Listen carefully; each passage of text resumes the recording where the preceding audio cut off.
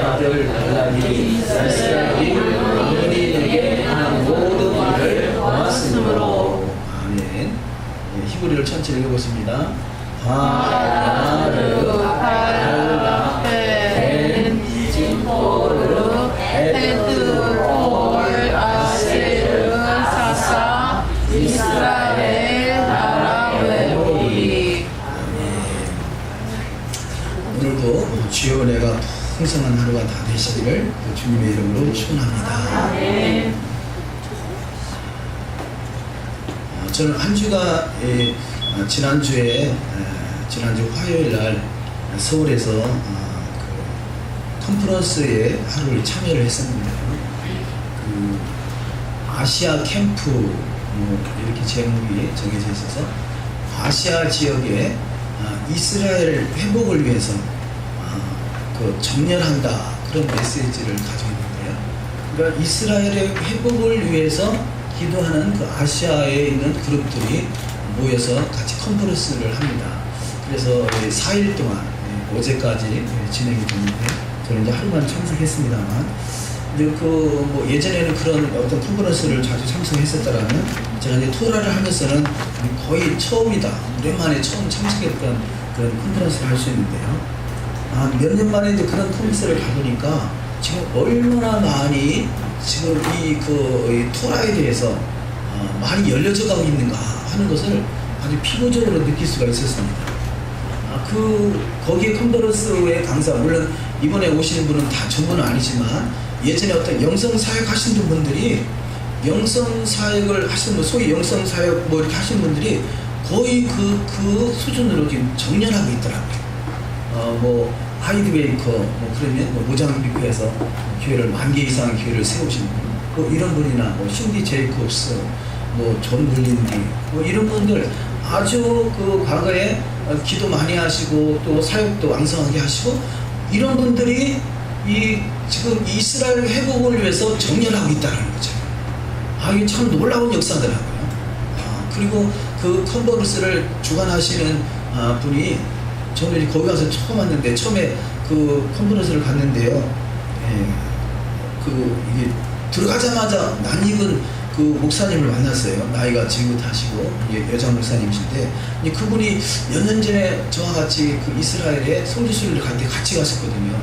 그래서 아이고 반갑습니다 인사하고, 그러고 이제 금방 서로 입구에서 만났으니까 인사하고 헤어졌는데, 나중에 보니까 그분이 거기 리더더라고요. 그래서 이거 어떻게 된 건가.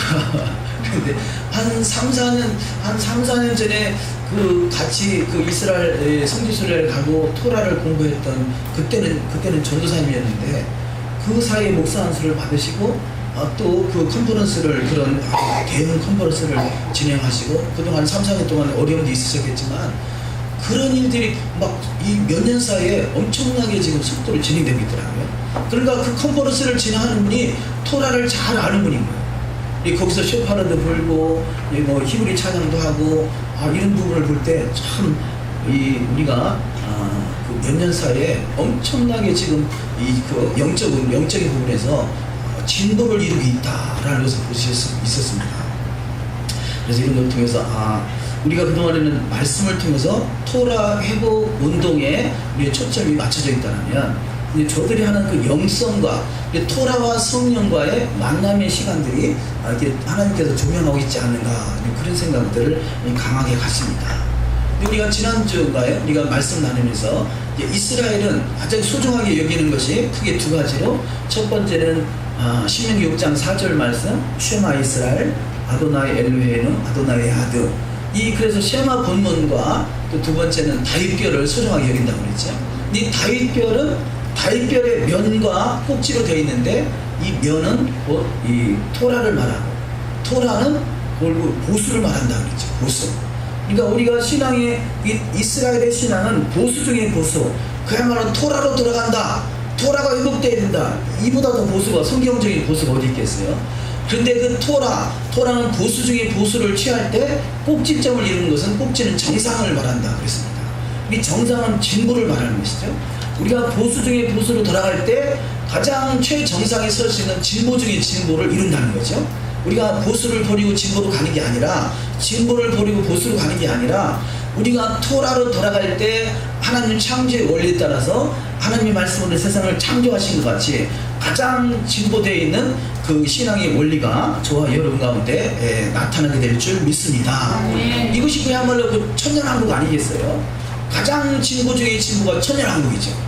지금은 이 땅에서 좀 잘 살아보세요, 잘 살아보세요 해서 뭐 진보도 하자 뭐 이런 것이 있지만, 진정한 진보는 이 땅에 메시아 왕국이 건설되는 것이고 주님이 친히 통치하시는 나라가 바로 진보 중에 진보가 되는 줄 믿습니다. 그러면 가장 진보의 최정상에 설 수 있는 사람이 누구냐? 이 가장 보수를 취하는 자, 성경적인 보수를 취하는 자, 여호와의 토라로 돌아가는 자, 토라가 회복되는 자가 그야말로 이 진보 중에 진보를 이루시는 신앙이 될 줄 믿습니다. 그래서 우리는 이 진보 보수가 뭐겠어요? 자, 말씀으로 돌아가는 것이 보수라면, 그러면 우리는 말씀을 원래 하나님의 의도대로 회복돼 가는 것, 이것이 아주 중요하겠죠. 원래 하나님의 의도대로, 하나님의 기록된 말씀대로. 그래서 우리 신학이라는 것은 하나님의 의도를 알아가는 것이죠. 하나님의 의도. 그런데 잘못된 신학은 어찌 보면 하나님의 의도를 알아간다기보다 하나님에 대해서 연구하려고 해요. 하나님에 대해서, 우리는 하나님에 대해서 연구하는 것이 아니라 하나님이 말씀하신 그 말씀을 우리가 어떻게 준행해서 그 말씀을 내 삶 속에 실현시킬 것인가, 여기에 초점을 맞춰야 될 것입니다. 예, 그래서 우리가 하나님의 의도는 이 하나님 그 우리한테 주의 말씀을, 이 말씀이 선포되는 것이라고 그랬죠. 우리가 지금 읽은 토라 포션은 단지 읽은 것이 아니라 선포된 말씀입니다. 그래서 이 선포된 말씀이 저와 여러분의 삶 속에 이루어지는 신앙이 되시기를 주의 이름으로 축원합니다. 자, 그러려면 우리가 이 뭐 예전에도 가끔 그런 단어를 썼습니다만, 그 이 번역은 반역이다, 뭐 그런 말씀을 한 적이 있죠. 번역, 이 잘못된 번역은 오히려 이 성경을 곡해해서 거꾸로 해석하게 만들고, 실제 기독교 2000년 역사가 많은 부분이 이 어떤 반역적인 일을 해왔다고 그러겠죠. 절기도 폐했다, 토라도 폐했다, 음식을 종교는 이걸 쿠셔도 폐했다, 이런 것들이 왜 그러겠어요? 성경을 뭔가 번역상 오류가 생기다 보니까 하나님의 의도에서 벗어나게 만들더라는 거죠. 그래서 하나님의 의도를 정확하게 분별하고 우리가 회복한다는 것이 너무 중요할 것입니다. 물론 우리는 이 뭐 어쩔 수 없이 번역본을 볼 수 있고, 또한 실제 원본을 본다 하더라도 우리가 수준이 많이 미치지 못하기 때문에 우리가 어쩔 수 없이 주님 다시 오셔서 주님으로부터 친히 배우기 전에는 완전한 토라는 우리가 완전한 토라고는 할 수 없지만, 그러나 더욱더 말씀을 통해서 하나님을 알아가는 부분에 대해서 더욱더 하나님을 아는 지식을 주님이 원하시는 분량에 할 수만 있으면 회복돼가는 은혜가 있어야 될 줄 믿습니다. 우리가 이 성경을 우리가 토라 포션 읽는 시간에 가능하면 한 목소리를 내기 위해서 우리가 가능하면 개혁 성경을 봤으면 좋겠다고 말씀을 드렸는데요. 우리가 각기 나름대로는 뭐 개혁 성경이나 개정 성경이나 여러 가지 성경을 보죠. 킹제임스 성경이나. 그 이유 중에 하나는 나는 더 바람직한 성경을 보겠다, 그런 의도가 아니겠어요?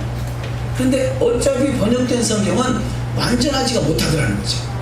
그러면 우리가 평소에는 뭐 여러 가지 참조를 통해서 여러 가지 성경을 볼 수 있겠습니다만, 읽을 때만이라도 우리가 한 목소리를 내자, 이것도 중요할 것 같아요. 그래서 애아들을 이루는 것이죠. 근데 이런 거 하나도 우리가 애아들을 이루는 것도 훈련이다 여겨집니다. 자, 그런데 우리가 지금 개혁 성경이 좀 지금 읽기 어렵고 해석하기가 좀 어렵다 해서 개혁 개정 성경이 나왔지요. 근데 개혁 개정 성경이 제가 기억하기에는 거의 한 20년 이상 된 것 같아요. 20년 이상 개혁 개정이. 저는 그때 초판 나왔을 때부터 개혁 개정 성경을 가지고 있고요. 또 뭐 그 전부터 또 이 킹제임스 성경이 또 많이 또 처음에 시초에 알려져서 뭐 안티오크에서 나온 킹제임스 성경도 있고 여러 번역본들이 여러 있었는데, 나름대로는 말씀을 사모해서 저도 그런 성경을 할 수만 있으면 그런 성경을 구해가지고 다 가지고 있거든요. 그래서 나름대로 성경 공부할 때는 여러 가지 성경을 쫙 펴놓고 그런 습관들을 가지고 이게 한 20여 년 전부터 훈련을 해왔습니다만요. 나름대로 우리가 지금 번역된 성경이 완전하다는 성경도 여러 가지 지금 토라를 알게 되니까 많은 부분에서 문제점이 많이 있더라는 거죠. 그래서 우리가 번역본은 완전할 수가 없다는 것, 그래서 할 수만 있으면 그 하나님의 의도를 회복하는 일에 우리가 초점을 맞추자. 그런 차원에서 우리 모든 것을 다양하게 소화를 할 필요가 있다는 거죠. 뭐 예를 들어서 우리가 지금 개혁 성경이나 개정 성경을 보는데요. 개혁 성경이나 개정 성경에 아주 결정적인 문제점이 하나 있더라면 저는요, 이 신약 속에서 특별히 그 신약 속의 말씀을 기록하면서 여호와라는 단어가 빠졌다는 거예요. 자, 여호와가 우리는 지금 여호와냐 야훼냐 이것을 말하고자 함이 아니라 원래 하나님의 이름은 아도나이, 아도나이도 아니죠. 요드헤이 바브헤이잖아요. 이것이 어떻게 읽혀지냐 하는 것은 그 음은 모르지만 분명한 것은 요드헤이 바브헤이가 빠지면 안 된다는 거죠. 요드헤이 바브헤이가. 그래서 우리는 감사하게도 샤갓 가이드를 만들면서는 샤갓 가이드에는 뭐 그 요드헤이 바브헤이를 쓰고 또 예수와라는 단어를 쓰고 할 수만 있으면 그런 부분들은 민감한 부분은 그 원어를 쓰려고 위해서 원어를 기록해 놨습니다만요. 부르는 거야 뭐 야훼라든지 여호와라든지 뭐 좀 차이가 있을 수 있습니다만 분명한 것은 요드헤이 바브헤이가 빠지면 안 된다는 거죠. 자, 우리가 성경에서 특별히 유대인들이 가장 소중하게 여기는 단어 중에 한 단어를 꼽으라면 아마도 요드헤이 바브헤이를 꼽을 거예요. 저들은 성경을 기록하다가 필사하다가 요드헤이 바브헤이가 나오면 모든 걸 내려놓고 가서 목욕 재개하고 쓰던 펜도 바꿔서 쓴다고 그러잖아요. 얼마나 그 요드헤이 바브헤이가 이 소중한 신성 사문자면 그 신성 사문자에다가 그렇게 정성을 다 들이겠어요. 저들의 시각으로 갈 때요, 우리가 저들의 시각으로 우리 오늘날의 신약 성경 번역된 성경을 본다라면 그들의 관점을 볼 때는 황당무계하다고 하지 않겠어요. 구약에 있는 말씀을 인용하면서 신약에서 그걸 기록하면서 요드헤이 바브헤이가 기록된 것이 하나도 없다는 거죠. 그래서 신약에서 볼 때는 여호와 구약에서 등장하는 여호와가 신약에서는 사라진 것 같이 돼버렸어요.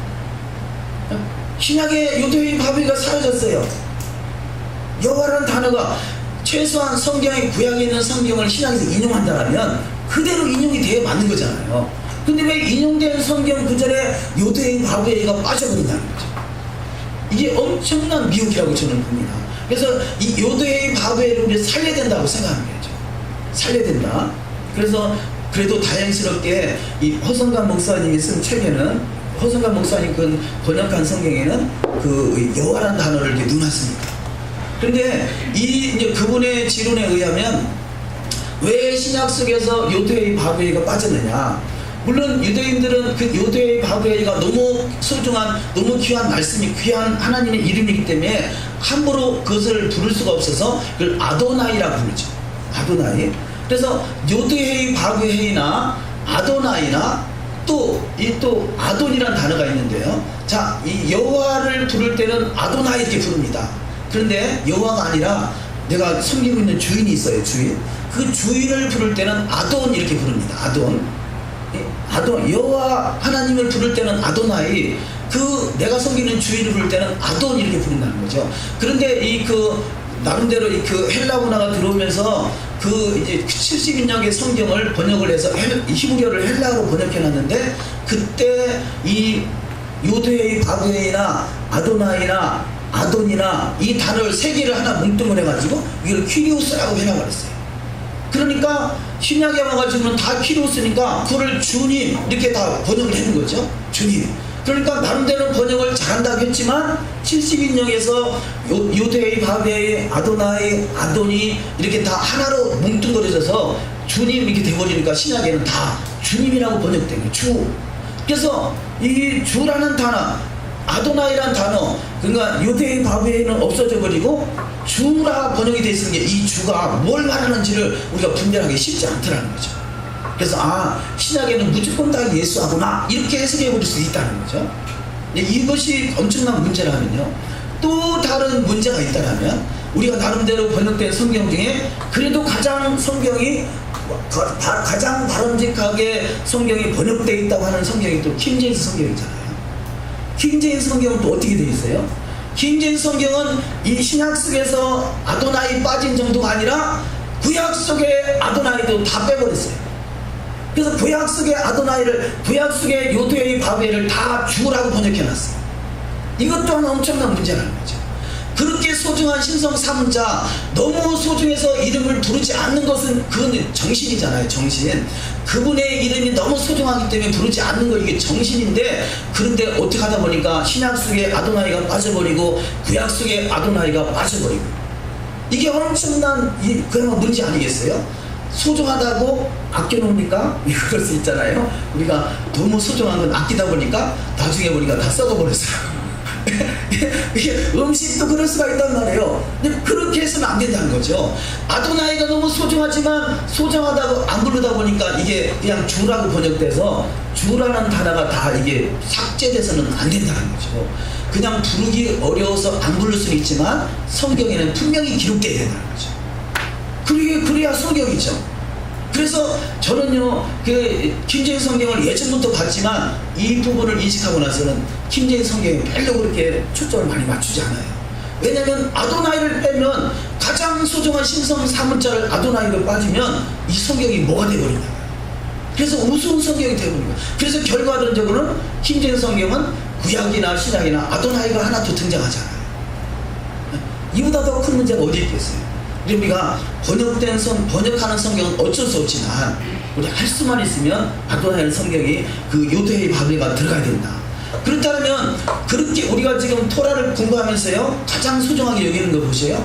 문자 하나도 결코 이것을 가감하면 안 된다는 거잖아요.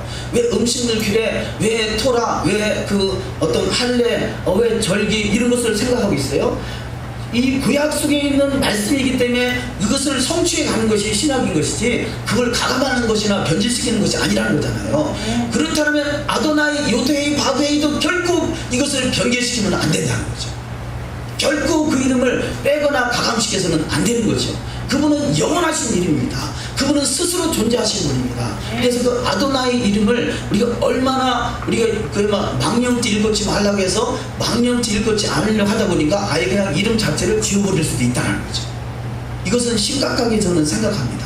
물론 해석에 따라서 어떤 관점을 받아들이냐, 그것은 나름대로 해석에 따라 이렇게 개인적으로 해석하는 것은 다 개인의 소관이 있습니다만, 그러나 히브리적 관점은요, 자, 해석은 자유롭게 할 수 있을 때 성경은 가감하면 안 된다는 것입니다.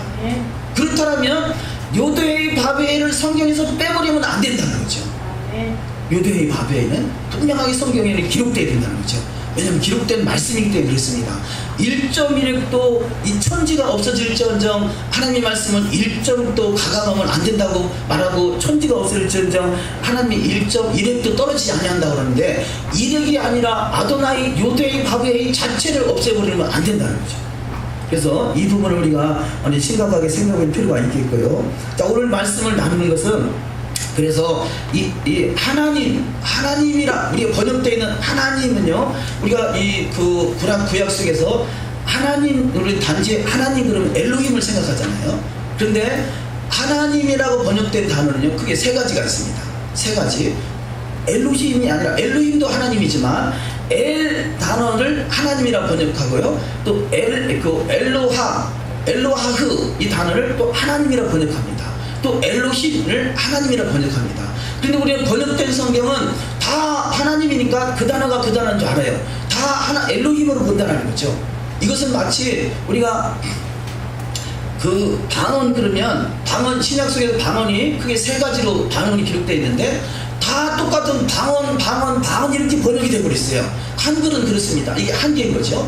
그런데 히브리어를 보면 다 단어가 다르다는 것이에요. 그래서 어떤 방언이 있고 어떤 방언이 있고 어떤 방언, 이것이 다 차이가 있는데, 그것을 뭉뚱그려서 방언이다 보니까 이게 피했다 안 피했다 이런 어떤 논쟁의 소리가 생기는 거죠.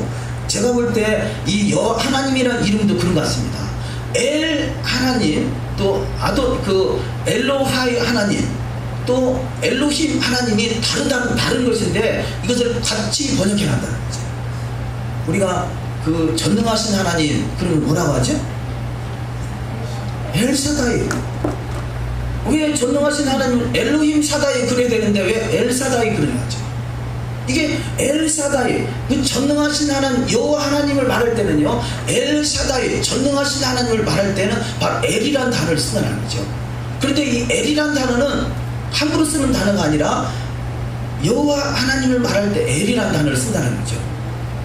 그래서 우리가 엘샤다이 분명히 엘이잖아요. 엘샤다이. 그래서 그런 엘의 수준이 있고 엘로하 수준이 있고 엘로햄 수준이 있다는 거죠. 근데 이 부분이 구별되지 않으면 그냥 다 뭉뚱그려서 하나님 그러니까 다 똑같은 하나님으로 보고 있다는 겁니다. 그래서 우리는 어쩔 수 없이 하나님이라고 번역되어 있으니까 한계가 있지만 그러나 히브리적으로 볼 때는 이런 구분이 있더라는 거예요. 그런데 하나님은 이 여호와는 모든 것을 다 포함합니다. 그래서 그것을 에아드라고 하는 것이죠. 엘도 여호와, 엘로하도 여호와, 엘로힘도 여호와, 모든 걸 다 포함되지만 그러나 엘로힘의 수준에 있는 그 무리 속에서는 엘로하나 엘을 취할 수가 없습니다. 여호와는 다 취할 수 있지만 그 나머지 그 엘로힘의 수준에 있는 그 무리는 엘로하나 엘을 취할 수가 없다는 거죠. 그래서 그것이 나름대로 어떤 단계가 있는 것을 볼 수 있는데요. 우리가 첫 번째 말씀에 기록된 말씀에 하나님은 엘로하고 엘로힘 이렇게 기록되어 있습니다. 제가 이 히브리 단어를 조금 써보도록 하겠습니다.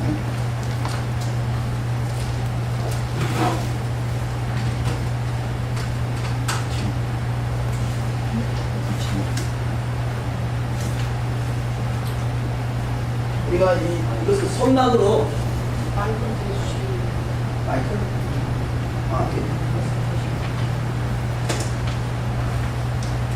성막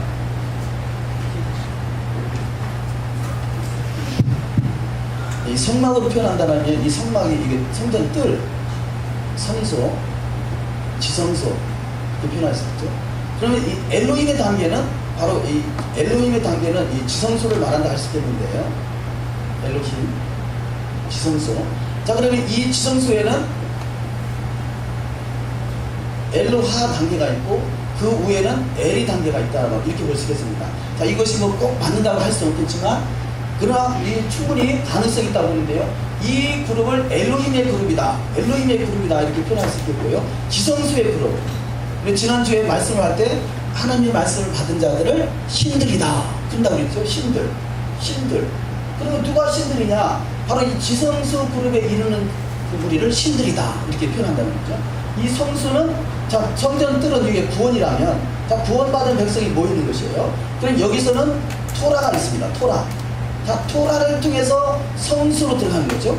여기에서 출애굽해서 이 시내산에서 오순절날 토라를 받고 토라를 통해서 삶으로 살아내는 것, 이것이 바로 성수의 믿음인 거죠. 그래서 여기 그 떡상이 있고 그 금초대가 있고 분향단이 있죠. 그래서 떡상은 말씀, 금초대는 성령, 분향단은 기도, 말씀과 성령과 기도로 살아가는 것이 이 토라가 준행되는 것. 그래서 토라가 이루어진 삶이 될 때 예수께서 오셔가지고 토라를 이루셨잖아요. 그래서 지성소에 이르는 이 지성소를 들어가는 것은 대제사장만 들어가지 않습니까? 그래서 영원한 대제사장이라 이렇게 말합니다. 자 그래서 엘로힘의 단계가 있고 엘로하의 단계가 있고 엘의 단계가 있다. 이 부분을 우리가 인식하시고 말씀을 보도록 하시겠습니다. 그래서 아까 엘샤다이 이렇게 말할 때 이 엘이란 단어가 하나님을 표시하는 단어가 성경에서 무려 235번이 나오는데요. 엘샤다이 그럴 때 전능하신 하나님, 창세기 28장 17장 1절을 기록해놨습니다. 한번 읽어보십니다. 아브라함이 99세 때 여호와께서 아브라함에게 나타나서 그에게 이르시되 나는 전능한 하나님이라 너는 내 앞에서 행하여 완전하라. 아멘. 여기서 전능한 하나님이 바로 엘샤다이인 거죠. 엘샤다이, 전능하신 하나님.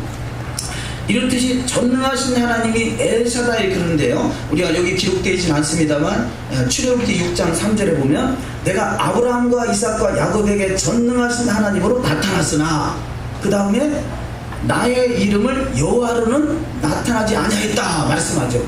그러니까 엘샤다이 전능하신 하나님이 곧 여호와 하나님이라는 것을 나타나지 않다, 그 말은 나타나진 않았지만 그분이 바로 여호와 하나님이라는 것을 말씀하는 것이죠.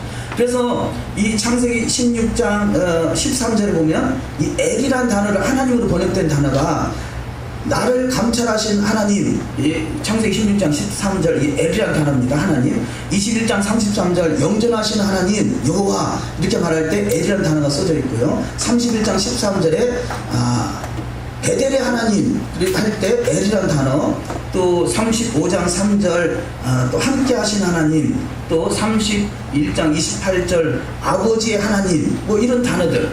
그러니까 이 창세기 소감에서도 그래서 엘이라는 단어가 235번이나 쓰여졌다고 했는데요. 그래서 여호와 하나님을 표현할 때 엘이라는 단어가 사용되기도 하고, 또 여호와 하나님 표현할 때는 엘로힘이라는 단어가 사용되기도 하죠. 그래서 여호와는 엘이나 엘로하나 엘로힘을 다 취합니다. 다 취하는데요. 그래서 두 번째 그 여호와 하나님은 출애굽기 3장 14절에 보면 하나님이 모세에게 이르시되 나는 스스로 있는 자 아니라, 또 이르시되 너는 이스라엘 자손에게 이같이 이르기를 스스로 있는 자가 나를 너에게 보내셨다 하라. 그래서 여호와는 그분은 스스로 있는 자인 것을 볼 수 있습니다. 근데 여호와는 또 어떤 분이신가? 세 번째, 엘이신 하나님. 엘이신 하나님은 언어도 없고 말씀도 없고 소리도 없으나 그 소리와 말씀이 온 땅에 이루시는 분이다, 이렇게 표현합니다. 시편 19편 1절 이하 말씀을 읽습니다. 하늘이 하나님의 영광을 선포하고 궁창이 그의 손으로 하시는 일을 나타내는도다. 날은 날에게 말하고 밤은 밤에게 지식을 전하니 언어도 없고 말씀도 없으며 들리는 소리도 없으나 그의 소리가 온 땅에 통하고 그의 말씀이 세상 끝까지 이르도다. 하나님이 해를 위하여 하늘의 장막을 베푸셨도다. 아멘. 자, 하늘의 하나님이 이렇게 말할 때 엘이라는 단어가 써졌습니다. 그래서 하늘의 하나님이 영광을 선포하고 궁창이 그 손 하시는 일을 나타낸도다. 근데 이 지금 하늘의 하나님, 엘 대신 하나님, 여호와 하나님은요, 언어도 없고 말씀도 없고 소리도 없다. 그런데 온 땅이 그를 알아본다는 거죠. 그런데 엘로하 대신 하나님은 말씀으로 오신 분입니다. 똑같은 하나님이지만 요한복음 1장 1절에 보면 태초에 말씀이 계시니라, 이 말씀이 곧 하나님과 함께 계셨으니 이 말씀은 곧 하나님이다 그러잖아요. 그러니까 하나님 그러니까 이게 도대체 뭔 말이에요? 이 하나님 저 하나님 도대체 하나님이 둘이라는 거예요, 하나라는 거예요? 근데 이거 하나로 보는 경우도 있고 둘이다 보는 경우도 있고, 근데 요한복음 1장 1절은요 호데우스와 데우스가 다르다는 거죠. 자, 여기서 말하는 엘 하나님과 또 엘로하 하나님과 엘로힘 하나님이 다르게 표현되어 있다는 거죠. 그래서 같은 것이냐 다른 것이냐 할 때 여기 엘 하나님은 언어도 없고 말씀도 없고 소리도 없는 분이라는 것입니다. 언어도 없고 말씀도 없고 소리도 없는 분. 자, 그래서 그런데 이 예수와를 표현할 때는 예수가 말씀이다 그러죠. 말씀이 육신이 되어 오셨다, 이렇게 표현합니다. 자, 두 번째, 하나님이신 엘로하는 하나님의 말씀이신 아들로 오셨다 표현합니다. 그래서 우리 구약과 신약은 동일한 성경이라 그러죠. 신약에서 하나님의 아들을 표현합니다. 근데 구약에서도 동일하게 하나님의 아들 엘로하를 하나님의 아들로 표현하고 있다는 거죠. 잠언 30장 4절 이하 말씀을 우리가 읽습니다. 하늘에 올라갔다가 내려온 자가 누구인지, 바람을 그 장중에 모은 자가 누구인지, 물을 옷을 싼 자가 누구인지, 땅의 모든 끝을 정한 자가 누구인지, 그의 이름이 무엇인지, 그의 아들의 이름이 무엇인지 너는 아느냐. 하나님의 말씀은 다 순전하며 하나님은 그를 의지하는 자의 방패시니라. 아멘. 자, 여기서 그의 이름이 무엇인지, 그의 아들의 이름이 무엇인지, 하나님의 말씀, 여기서 하나님 그러니까 동일한 하나님으로 우리가 인식하는데요, 여기서 기록된 단어는 엘로하라는 단어인 거죠. 엘로하. 그래서 이 엘로하,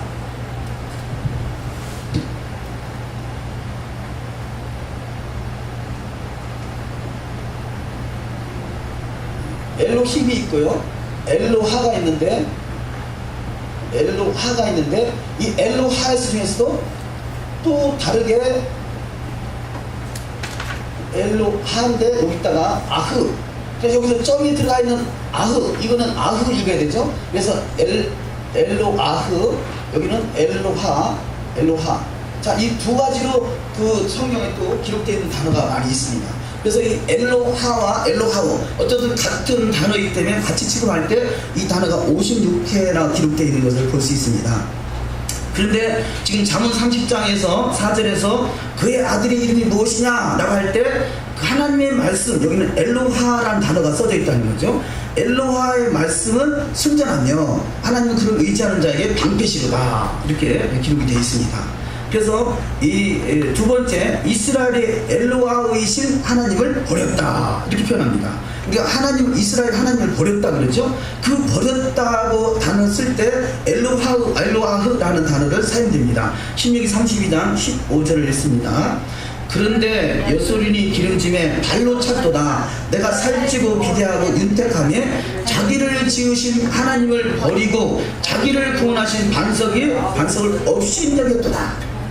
자, 이 하나님이신 예수와 그분을 이스라엘이 버렸다, 이렇게 표현하잖아요. 근데 자기를 지으신 하나님, 이 자기를 지으신 하나님 이렇게 말할 때 엘로아흐라는 단어를 썼다는 거죠.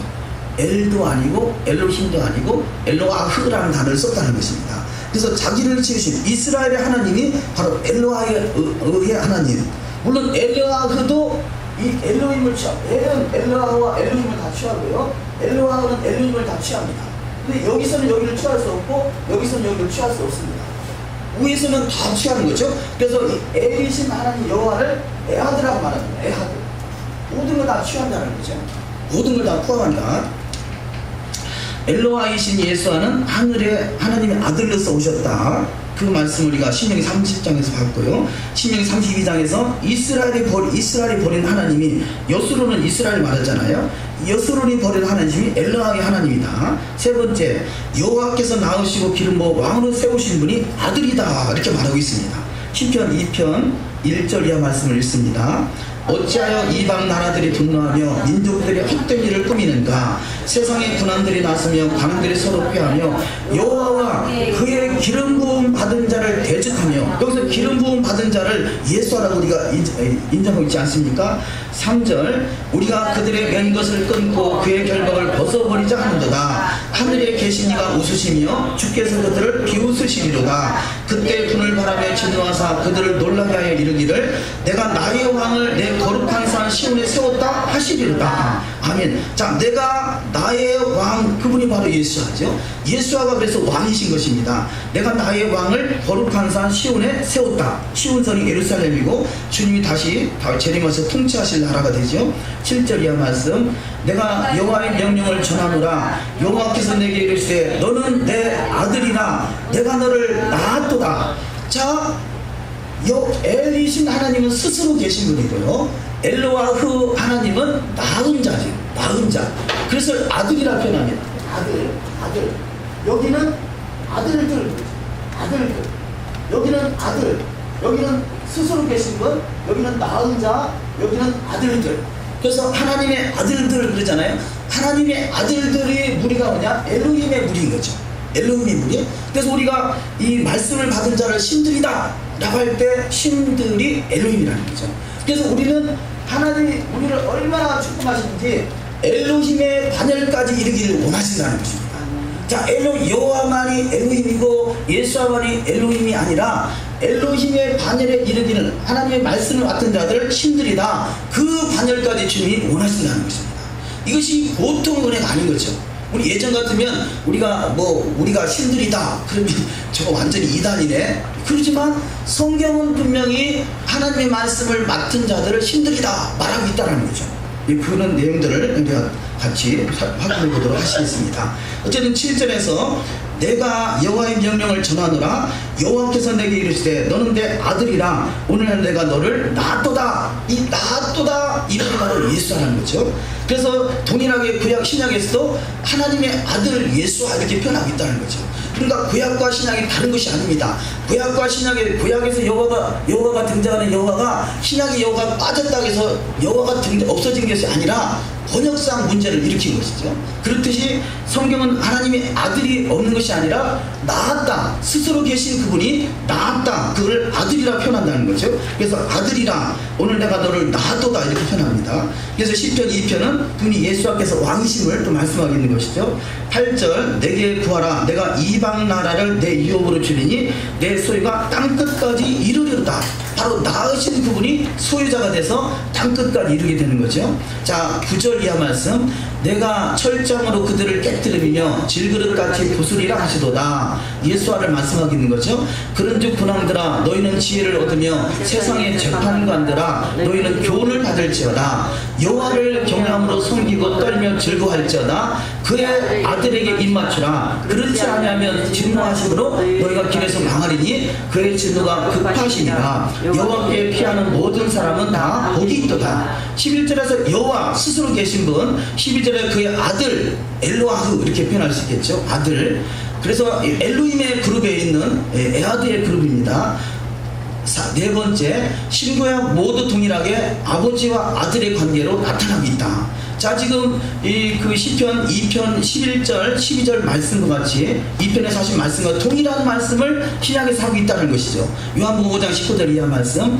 그러므로 예수께서 그들에게 이르시되 내가 진실로 진실로 너희에게 이르노니 아들이 아버지께서 하시는 일을 보지 않고는 아무것도 스스로 할 수 없나니 아버지께서 행하시는 그것을 아들도 그와 같이 행하느니라. 아버지께서 아들을 사랑하사 자기가 행하시는 것을 다 아들에게 보이시고 또 그보다 더 큰 일을 보이사 너희로 놀랍게 여기게 하시리라. 아버지께서 죽은 자들을 일으켜 살리신 같이 아들도 자기의 원하는 자들을 살리시느니라. 아버지께서 아무도 심판하지 아니하시고 심판을 다 아들에게 맡기셨으니 이는 모든 사람으로 아버지를 공경하는 것 같이 아들을 공경하게 하려 하심이라. 아들을 공경하지 아니하는 자는 그를 보내신 아버지도 공경하지 아니하느니라. 자, 이 말씀에서요 21절에 보니까 아버지께서 죽은 자들을 일으켜 살신같이, 자, 아버지는 스스로 계시지만요 낳은 자는 죽을 수 있다는 거죠. 아버지께서 죽은 자를 일으켜 살리신 것 같이. 그래서 죽은 자를 일으키신 분이 여호와시고 또 이 엘이신 하나님 이하는 죽을 수 있다는 것입니다. 엘이신 하나님 이하는, 물론 여기서 엘로하도 포함되는지 아니면 그 뒤에 엘로힘만을 말하는지는 명확하게 구분은 없지만 그러나 아들이신 예수가 죽었다 그러잖아요. 그래서 아버지께서 죽은 자를 일으켜 살리신 같이 아들도 자기 원하는 자들을 살리느니라. 자, 그분이 죽었다가 살아나신 것 같이 그분은 모든 인류를 살리러 오신 것이죠. 자, 그래서 그분이 심판자로 하나님께서 아들에게 맡겼다는 것이죠. 22절에 아버지께서 아무도 심판하지 아니하시고 심판을 다 아들에게 맡기셨다. 자, 세 번째 단계 엘로힘의 단계를 보도록 하십니다. 엘로힘은 천지를 창조하시는 그룹이라는 것입니다.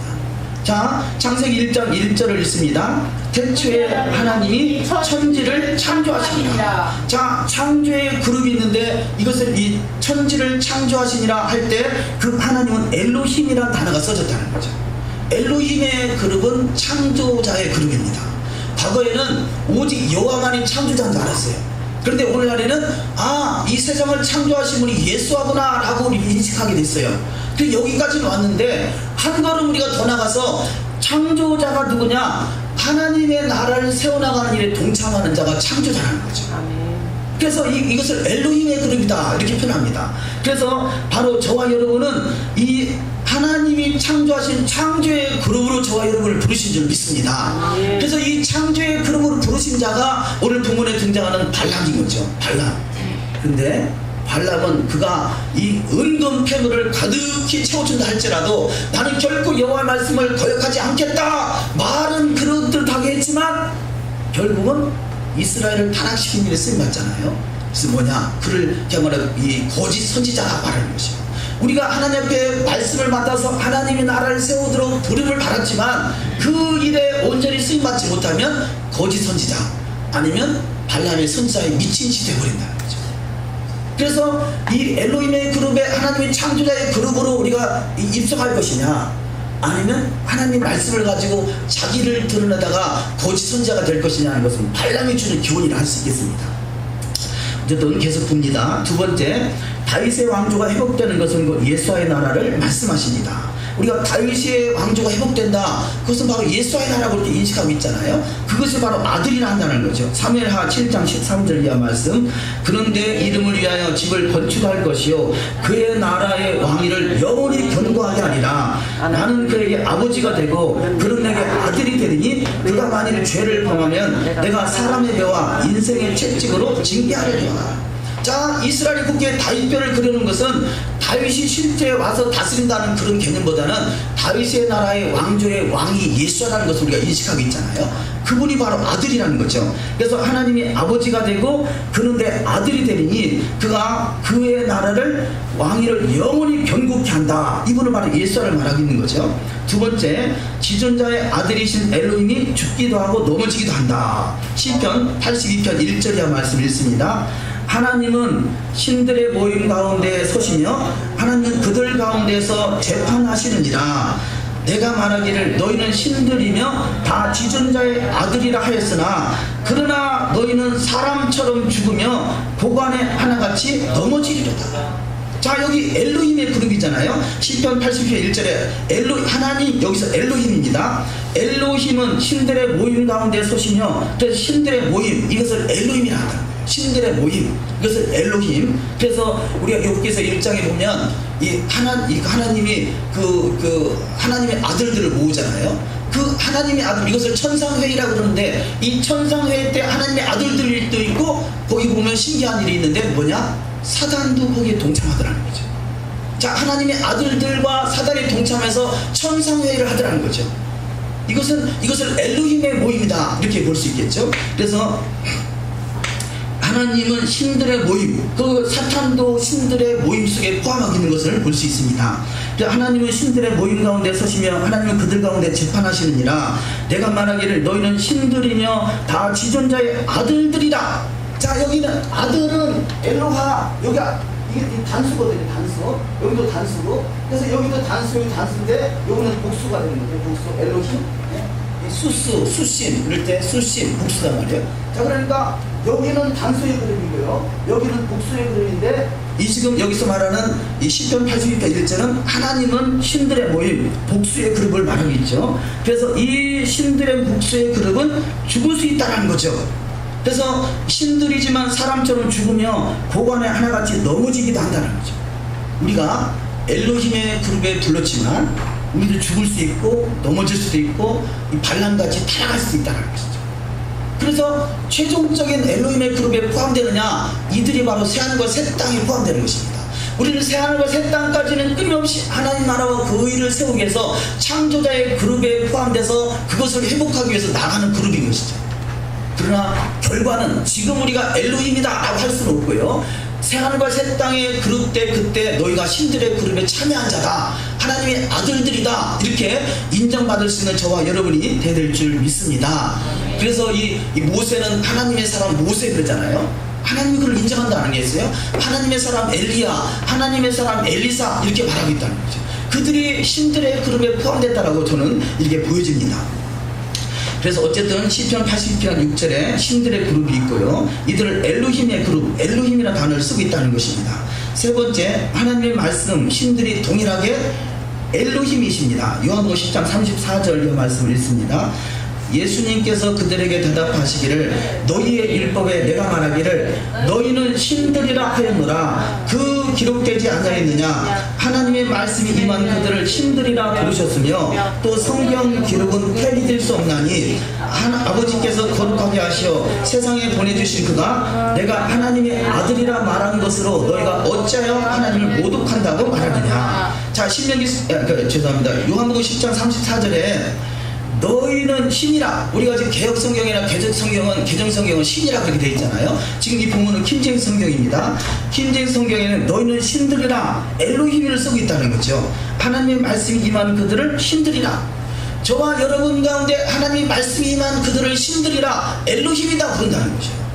우리가 이 엘로힘을 오직 여호와, 오직 예수와 거기서만 국한시킨다라면 이 단어를 우리가 해석할 수가 없겠죠. 오류를 범할 수밖에 없겠죠. 그런데 하나님의 말씀 임한 그들을 신들이라 이렇게 말하고 있다는 거죠. 이 말씀을 동일하게 시편 82편에서 하고 있는 말씀이다 할 수 있겠습니다. 82편 6절에 내가 말하기를 너희는 신들이라, 다 지존자의 아들이라. 이 말씀을 요한복음 10장 34절에서 너희의 율법에 내가 말하기를, 율법에 기록된 말씀에 하나님의 말씀을 받은 자들을 신들이라. 그 신들 중에 하나 포함된 사람이 모세라고 할 수 있겠죠. 그래서 모세는 하나님의 사람 모세 이렇게 표현하고 있다는 것입니다.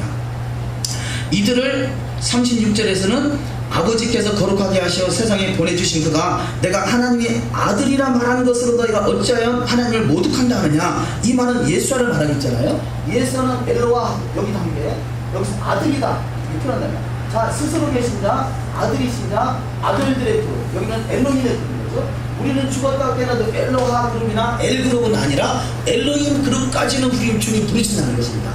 이것이 바로 지성소 그룹이다 이렇게 표현인데요. 그래서 이 땅에서 이루어질 것은 지성소 그룹인 것이고, 여기는 이 엘로, 엘이나 엘로하는 지성소를 초월하는 그룹이다 이렇게 설명할 수 있겠습니다.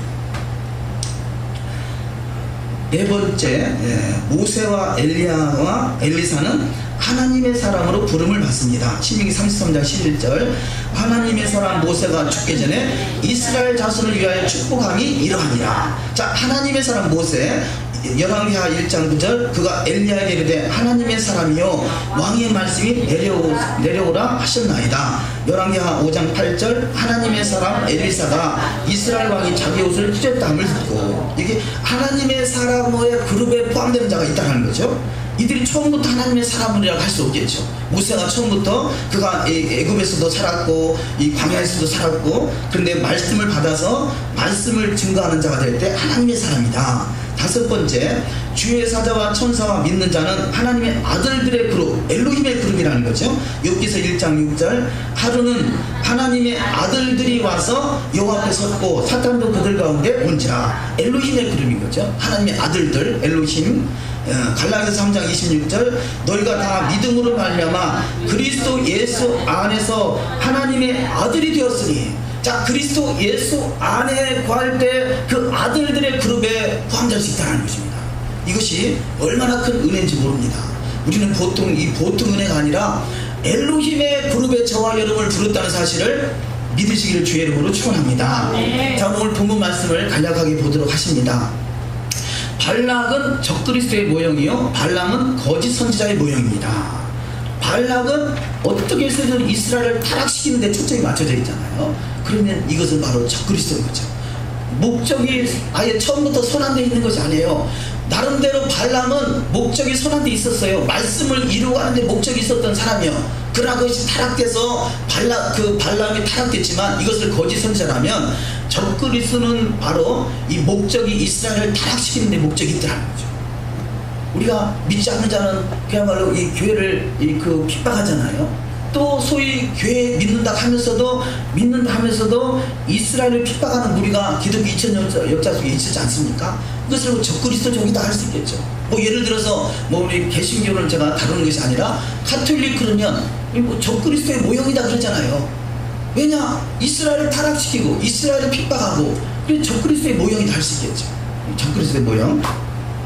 교황이 적그리스도인지는 제가 그렇게 설명하지는 않겠습니다만, 그러나 많은 부분에서 적그리스도적인 부분이 있는 것이죠. 말씀에 대해서 왜곡하고 말씀을 경계시키고 이런 부분들. 그래서 이 발락은 적그리스도의 모형으로 그리스도를 대적하는 자입니다. 발락은 비우다, 무효하다, 텅비다, 황무하다. 또 이 앞에 단어만 떼어보서 보면 실패하, 아무것도 아니다, 말씀을 결핍하게 하여 적막케 한다. 첫 번째, 발락은 선지자 발람을 미혹하여 이스라엘을 저주하게 만듭니다. 우리 끝절에 줄친 부분 보면 나를 위하여 이 백성을 저주하라. 내가 혹 그들을 쳐서 이겨 이 땅에서 몰아내리라. 자, 우리가 다른 사람을 저주하고 있다면 발락과 같이 적그리스도적인 거죠. 적그리스도에 미혹된 데를 할 수 있습니다. 우리는 저주할 수 있는 특권이 없어요. 우리한테는 축복할 수 있는 특권만 주어진 줄 믿습니다. 그래서 이 축복하는 자가 되어야 되는 거죠. 두 번째, 십볼의 아들 발락은 기절거리는 자다. 이 십볼이라는 단어가 참새, 작은 새, 어우는 짓거리다, 이런 단어 뜻이 있는데요. 이사야 8장 19절에 있습니다. 혹 너에게 구하기를 기절거리며 속살거리는 신접한 자와 마술사에게 물으라 하거든 백성이 자기 하나님께 구할 것이 아니냐, 사한 자를 위하여 죽은 자에게 구하겠느냐 하라. 바로 기절거리고 속살거리는 신접한 자, 이들은 죽은 자인 것이죠. 이들은 바로 지금 이 십볼의 아들 발락 그럴 때 바로 발락은 기절거리고 속살거리는 신접한 자, 마술사에 속한 그들 둘이라는 거죠. 우리가 이것을 사마귀 그럽니다. 사마귀. 이 무슨 뜻이겠어요? 사단. 마귀, 귀신, 사마귀, 이게 지잘거리고 속살거리는 발락과 같은 수준의 발락과 같은 레벨이 있다 할 수 있겠습니다. 세 번째, 발락의 영은 이스라엘에게 주어진 여호와의 말씀을 도둑질하여 열매 맺지 못하고 결국 망하게 합니다. 자, 마태복음 13장 3절을 읽습니다. 예수께서 비유로 여러 가지를 그들에게 말씀하여 이르시되 씨를 뿌리는 자가 뿌리러 나가서 뿌리세 더러는 길가에 떨어지매 새들이 와서 먹어버렸고 더러는 흙이 맑은 돌밭에 떨어지매 흙이 깊지 아니하므로 곧 싹이 나오나 해가 돋은 후에 타서 뿌리가 없으므로 말랐고 더러는 가시떨 위에 떨어지매 가시가 자라서 기운을 받고. 아멘. 자, 씨 뿌리는 비유를 통해서요, 하나님의 말씀에 씨가 뿌려지면 반드시 마귀가 와가지고 사마귀가 와가지고 그것에다 가라지를 덧뿌리고 하더라는 거죠. 덧뿌려. 우리가 히브리 뿌리 토라를 하면요, 여러 번 전에 겪은 것이고 경험하는데요, 반드시 마귀가 와서 급히 따라와가지고 그 가라지를 덧뿌린다는 것입니다. 그것이 여러 가지가 있었잖아요. 음력 안식일도 그렇고 이런 부분들이 덧뿌리고 마귀가 와서 덧뿌리는 것들이 있다는 거죠. 이것을 분별하는 것이 바로 이 지혜와 계시형으로 임해야 될 줄 믿습니다. 네 번째, 발락은 이스라엘 백성이 토라를 벗어났으므로 저주를 받아 타락하여 음행하게 만듭니다. 민수기 25장 1절, 이스라엘이 시딤에 머물러 있더니 그 백성이 모압 여자들과 음행하기를 시작하니라. 다섯 번째, 발락이 이스라엘을 공격하는 것은 말세 적그리스도가 하나님 말씀인 토라를 변개하여 그리스도를 타락시키고 장성한 분량에 이르지 못하게 하는 것입니다. 다니엘서 7장 25절, 그가 장차 말로 지극히 높으신 자를 대적하며 또 지극히 높으신 자의 성도를 괴롭게 할 것이며 그가 또 때와 법을 변개하고자 할 것이며 성도는 그의 손에 붙임 바 되어 한 때와 두 때와 반 때를 지내리라. 아멘. 저는요, 이 초반에 말씀드렸듯이 여기 때와 법을 변개시킨 것, 때가 절기고 법이 토라다고 했잖아요. 자, 법과 절기를 정한 분이 바로 요드웨이 바베이잖아요. 자, 때와 법이 변개되는 것도 문제지만요, 때와 법을 주시는 요드웨이 바베이를 변개시키는 더 큰 문제라고 봐져요. 이 부분에 대해서 우리가 심각하게 우리가 생각해 볼 필요가 있다고 여겨집니다. 두 번째, 선지자 발람은 발락에게 미혹당하여 이스라엘을 저주하게 됩니다. 자, 왜 이 발람이 거짓 선지자냐? 그는 말씀대로 살겠다고 작정했던 사람이에요. 민수기 22장 18절을 읽습니다. 발람이 발락의 신하들에게 대답하여 이르되 발락이 그 집에 가득한 은금을 내게 줄지라도 내가 능히 여호와 내 하나님의 말씀을 어겨 덜하거나 더하지 못하겠노라. 그가 어떻게 말하느냐? 발락이 그 집에, 이 발람의 집이죠, 발람의 집에 가득한 은금을 내게 줄지라도 내가 능히 여호와 내 하나님의 말씀을 어겨 덜하거나 더하지 못하겠노라, 이렇게 말하고 있다는 거죠. 이렇게 그가 행동으로 취했다라면 결코 거짓 선지자가 되지 않았을 것입니다. 말은 그럴듯하게 해요. 죄송합니다. 제가 그래서요, 이 표현을 뭐라고 하냐면요, 말은 참 싸가지 있게 해요. 근데 결과는 싸가지 없이 행동이 끝났단 말이에요. 이 발람은 그가 그 집에 가득한 은금을 내게 줄지라도 내가 능히 여호와 내 하나님의 말씀을 어겨 덜하거나 더하지 못하겠노라 말하겠는데 결과론적으로는 그렇게 됐다는 거죠. 민수기 24장 13절을 보십니다. 가령 발락이 그 집에 가득한 은금을 내게 줄지라도 나는 여호와의 말씀을 어기고 선악간에 내 마음대로 행하지 못하고 여호와께서 말씀하신 대로 말하리라 하지 아니하였나이까. 은금을 내게 줄지라도 그 집에 가득한 은금을 내게 줄지라도 여호와의 말씀을 어기고 선악간에 내 마음대로 행하지 못하고 선악간에 자기 행동대로 하지 않는다는 거죠. 실제 이렇게 살아가는 분이 예수하잖아요. 나는 오직 자의로 말하지 않고 오직 하늘에 계신 아버지의 뜻대로 행한다라, 이렇게 말하잖아요. 자, 이 발람같이 말만 그럴듯하게 하는 자가 저와 여러분이 모습에 대해서는 결코 되지 아니할 줄 믿습니다. 우리가 정작 이 엘로힘의 그룹에, 신들의 그룹에 포함하기를 원하신다면 우리가 생명 걸고 이 길에 사수하는 자가 되어야 될 줄 믿습니다. 말씀을 사수하는 자가 되어야 되겠죠. 세 번째, 그러나 발람은 복술의 예물을 받고 이스라엘을 타락시켰습니다. 발람의 타락은 오늘날 믿음의 사람들에게 거울이 되어 영적 교훈을 주고 있습니다. 이스라엘 타락시킨 발람은 결국 미친 선지자로 전락하고 맙니다. 베드로서 2장 15절, 저희가 바른 길을 떠나 미혹하여 고레 아들 발람의 길을 쫓는도다. 그는 불의의 삭슬을 사랑하다가 자기의 불법을 인하여 책망을 받되 말 못하는 나귀가 사람의 소리로 말하여 이 선지자의 미친 것을 금치하느니라. 자, 불의의 삭슬 사랑하다. 말은 은금을 집안에 가득 채워준다 할지라도 말씀을 벗어나지 않겠다. 그가 결과는 16절에 자기의 불법을 인하여 책망을 받아 불법을 행했다는 거죠. 불법. 뭐가 불법이냐? 토라의 말씀을 거역해서, 하나님 말씀을 거역해서 자기의 의도대로 성경을 해석했고 결국은 자기 의도대로 이스라엘을 타락시켰습니다. 이것이 불법이라는 거죠. 이것을 선지자의 미친 짓이다 이렇게 말하고 있습니다. 선지자의 미친 것. 네 번째, 교회는 2000년 동안 잘못된 대체 신학으로 인해서 다 같이 읽습니다. 교회는 2000년 동안 잘못된 대체 신학으로 인해 적그리스도적으로 이스라엘을 저주해 왔습니다. 선택받은 이스라엘의 초대교회 이후에 이방인 그리스도인에게 선택권이 넘어왔다고 착각하며 유대인들을 핍박했던 것은 부인할 수 없는 사실입니다. 교회는 발람과 같은 거짓 선지자의 위치에 서 있다는 것을 인정하고 이제는 돌아서야 합니다. 아멘. 다섯 번째, 믿는 자가 자기 유익을 위해 이스라엘을 저주하는 것은 발람의 탐욕을 순종하여 타락에 어그러진 길로 걷고 있는 것을 멸망의 길입니다. 유다서 1장 11절 화 있을진저 이 사람들이여 가인의 길을 행하였으며 삭슬을 위하여 발람의 어그러진 길로 몰려갔으며 고라의 폐역을 쫓아 멸망을 받았도다. 발람의 어그러진 길, 말은 그럴듯하게 했는데 결과는 이 엉뚱한 게 해석이 된 거죠. 마태복음 7장 22절 그날에 많은 사람이 나더러 이르되 주여 주여 우리가 주의 이름으로 선지자 노릇하며 주의 이름으로 귀신을 쫓아내며 주의 이름으로 많은 권능을 행치 아니하였나이까 하리니 그때 내가 저에게 밝히 말하되 내가 너희를 도무지 알지 못하니 불법을 행하는 자들아 내게서 떠나가라 하리라. 아멘. 조금 전에 발람이 불법을 인하여 책망을 받았다. 선지자의 미친 짓이다. 마태복음 7장에서 불법을 행하는 자, 여호와의 토라를 벗어나는 자, 이것이 타락이다 할 수 있겠습니다. 세 번째, 미혹된 발람이 토라를 떠난 이스라엘은 시딤에서 음행함으로 연병이라는 재앙을 만나게 됩니다. 옛날 우리 어르신들이 그냥 돌아가신 분들이 연병하네 그래서 연병이 이렇게 나오잖아요. 우리 조상들이 성경도 모르면서 연병을 어떻게 하겠습니까? 그래서 지금 이 음행하는 자들은 연병이 걸려가지고 죽는다는 것이에요. 그래서 민수기 25장 1절 이스라엘이 시딤에 머물러 있더니 그 백성이 모압 여자들과 음행하기를 시작하니라.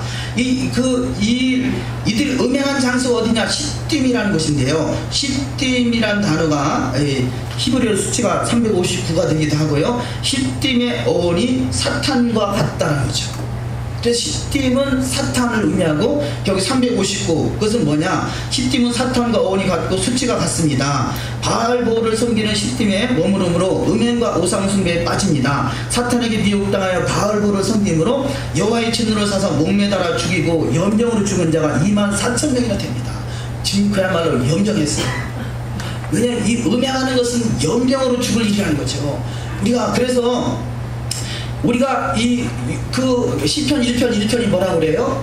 복 있는 자는 악인의 길을 쫓지 아니하고 죄인의 길에 서지 아니하고 오만한 자의 자리에 앉지 아니하고 오직 여호와의 율법을 즐거워하여 그 율법을 취하러 묵상하는 자다. 자, 복 있는 자, 이들은 시딤이라는 곳에 머물렀더니 복이 아니라 저주가 있겠다는 거죠. 사탄의 미혹을 받더라는 거죠. 그래서 우리가 어느 자리에 서는가, 어떤 위치에 서는가 너무 중요한 것이에요.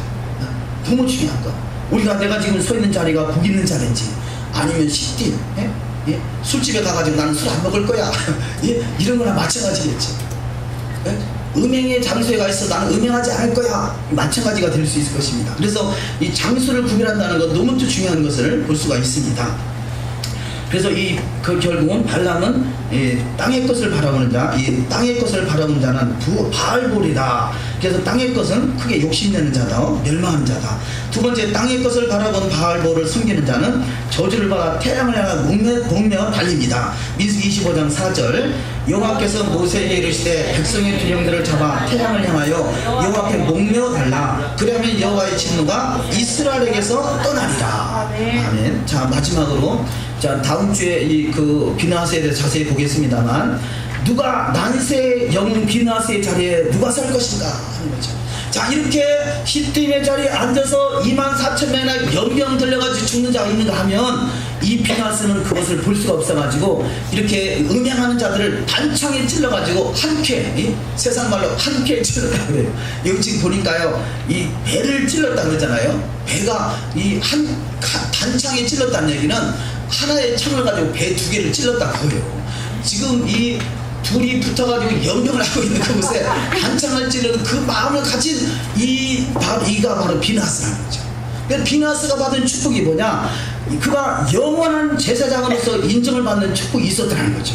이것이 뭐냐? 하나님의 말씀 앞에 그가 말씀 앞에 질투하는 자가 됐다는 것입니다.